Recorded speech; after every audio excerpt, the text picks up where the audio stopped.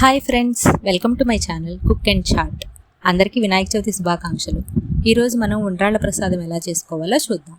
దీనికి కావాల్సిన పదార్థాలు: బియ్యం పిండి 1 కప్, బెల్లం 3/4 కప్, కొబ్బరి తురుము 1 టేబుల్ స్పూన్, నెయ్యి 1 టీ స్పూన్, ఇలాచీ 1, నీళ్లు 1 కప్పు. ఇప్పుడు మనం స్టవ్ వెలిగించి ప్యాన్ పెట్టుకొని నీళ్లు పోసుకోవాలి. అందులో ఇలాచీ కూడా వేసుకోవాలి, ఘీ వేసుకోవాలి. ఇప్పుడు కొబ్బరి తురుము వేసుకుని బెల్లం వేసుకోవాలి. బెల్లం కరిగేదాకా కలుపుకోవాలి.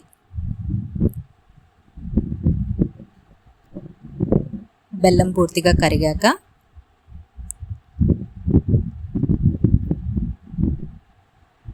బియ్యం పిండి వేసి కలుపుకోవాలి. ఇది బాగా మిక్స్ అయ్యేలాగా కలుపుకోవాలి. పొడిపిండి ఎక్కువ లేకుండా చూసుకోండి. కొంచెం అక్కడక్కడ కొంచెం ఉన్నా పర్వాలేదు, కానీ పూర్తిగా కలిసేలాగా కలుపుకోండి. బాగా మిక్స్ చేసుకున్న తర్వాత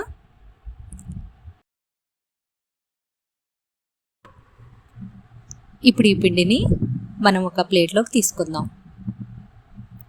ఇది కొంచెం చల్లారిన తర్వాత దీన్ని మనం చపాతీ పిండిలాగా కలుపుకొని ముద్దలాగా చేసుకోవాలి.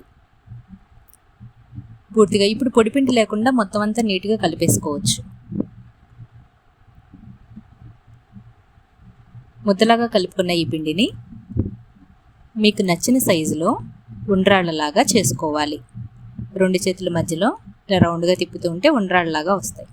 రౌండ్ బాల్స్ లాగా చేసుకుంటామే. ఇలా పిండి మొత్తం ఉండ్రాళ్ళలాగా చేసుకున్న తర్వాత దీన్ని మనం ఇప్పుడు స్టీమర్లో పెట్టుకుందాం. స్టీమర్ లేని వాళ్ళు ఇడ్లీ పాత్రలో అయినా పెట్టుకుని చేసుకోవచ్చు. అది కూడా లేని వాళ్ళు ఏదైనా ప్యాన్లో నీళ్లు పోసి దాంట్లో ఒక స్టాండ్ పెట్టి దాని మీద కూడా పెట్టి చేసుకోవచ్చు. నేను ఇలా ఇడ్లీ పాత్రలో పెట్టి చేస్తున్నాను. ఇప్పుడు మనం దీన్ని మూత పెట్టి 10 మినిట్స్ హై ఫ్లేమ్ మీద, 5 మినిట్స్ లో ఫ్లేమ్ మీద కుక్ చేసుకోవాలి. మధ్యలో ఒకసారి చెక్ చేసుకోవాలి. పిండి మెత్తగా లేకుండా కొంచెం గట్టిగా అయ్యేంత వరకు కుక్ చేసుకుని